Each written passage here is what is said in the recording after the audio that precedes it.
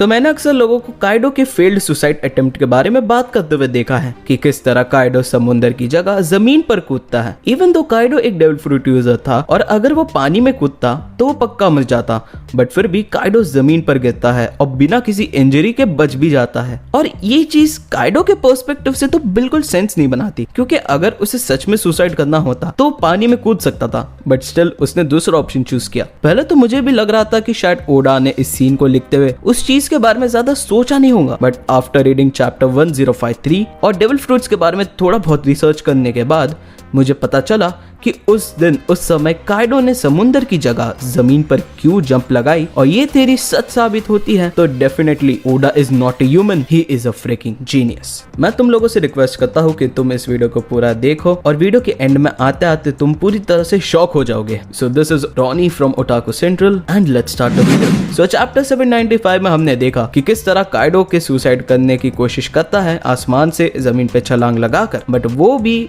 उस तरीके से फेल हो जाता है। वो भी इतनी बुरी तरीके से फेल हो जाता है कि सुसाइड छोड़ो, बंदे को तो खरोच तक नहीं आती। अब काफी लोगों ने ओडा को ट्रोल करते हुए ये भी कहा है कि अगर ओडा को सच में काइडो को मारना होता तो वो पानी में जंप लगा सकता था ना, क्योंकि वो तो एक डेविल फ्रूट यूजर है और डेविल फ्रूट यूजर्स पानी में सर्वाइव नहीं कर पाते हैं। बट अगर मैं तुम्हें ये कहूँ कि ओडा ने तुम्हारे इस सवाल का जवाब बहुत पहले ही दे दिया था और शायद तुम लोगों ने उसे नोटिस तक नहीं किया होगा।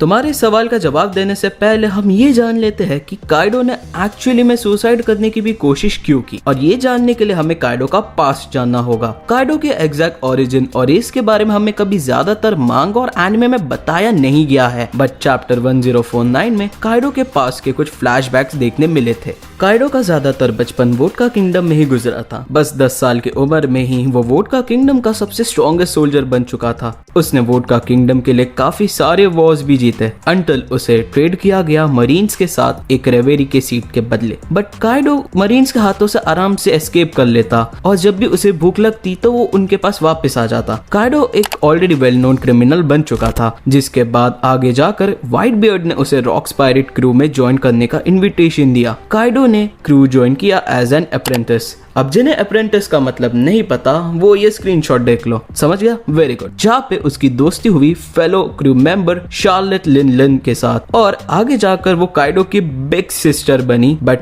गॉड वाली इंसिडेंट में रॉक्स पायरेट्स का डाउनफॉल हुआ, जिसके बाद वो क्रू डिसबैंड हो गई और तब लिन लिन ने काइडो को मिथिकल जुआन डेविल फ्रूट वो ओनो मी मॉडल सीरियो दिया। आगे जाकर चैप्टर 1035 में हमें काइडो और किंग किसी नेवी फैसिलिटी से एस्केप करते हुए दिखाए गए, जिस फैसिलिटी में उन दोनों के ऊपर एक्सपेरिमेंट किया जा रहा था बाय डॉक्टर वेगा पंक। उस समय काइडो काफी डिफरेंट हुआ करता था करंट काइडो से। वो भी यही कहता कि एक लौता ऐसा व्यक्ति है जो इस दुनिया को बदलेगा, जो क्लियरली हमें ये व्यू दे देता है कि काइडो अपने आप को जॉय बॉय समझता था। बट आगे जाकर चैप्टर 1036 में काइडो बदल गया। वो पूरी तरीके से अपने पास्ट का अपोजिट बन गया, हमेशा डिप्रेस्ड। और जब भी वो किंग से पूछता कि is the world I am making really the world you wanted, ये कमेंट बहुत ज्यादा इंपॉर्टेंट है, क्योंकि ये हमें एक ऐसा इंप्रेशन दे देता है कि काइडो ने अपने नजरों में ही फेल हो चुका है और वो बस किंग की सहमति सुनना चाहता था। शायद काइडो की जिंदगी में हुए कुछ इवेंट्स ने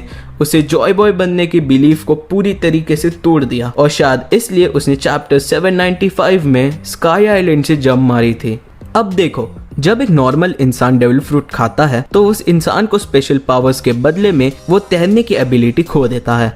ये स्पेशल पावर कंज्यूमर के जेनेटिक्स को ऑल्टर भी कर देता है। अब अगर आपको याद होगा तो लेटेस्ट चैप्टर में हमने ग्रीन बुल / आरामाकी / रोक्योग्यू को वॉर सर्वाइवर्स के न्यूट्रिएंट्स को कंज्यूम करते देखा है, सिमिलर टू जैसे प्लांट्स से न्यूट्रिएंट्स कंज्यूम करता है। इसके अलावा ग्रीन बुल ने ये भी क्लेम किया था कि उसने 3 साल से कुछ भी खाया नहीं है। तो इसके 2 पॉसिबिलिटीज हो सकते हैं, एक कि ग्रीन बुल इतने सालों से एनिमीज के न्यूट्रिएंट्स को एब्जॉर्ब कर फिर वो अपने बॉडी को नरिश कर रहा था फोटोसिंथेसिस की मदद से। एंड अगर मैं आप लोग को थोड़ा सा साइंस का ज्ञान दूं तो प्लांट्स खुद का फूड फोटोसिंथेसिस से ही बनाते हैं। एक्चुअली उस प्रोसेस को ही वही कहा जाता है। और अगर ये सच में केस है तो हम देख सकते हैं कि किस तरीके से devil fruits overall human body और उसकी डीएनए में चेंजेस ला सकती है। काइडो का डेविल फ्रूट एक फिश टाइप का फ्रूट था, जिसका मतलब है कि काइडो ने एक फिश टाइप का फ्रूट खाया और उसी की वजह से उसमें फिश के कैरेक्टरिस्टिक्स भी इनहेरिट हो गए और पानी में सांस ले सकता है। I mean,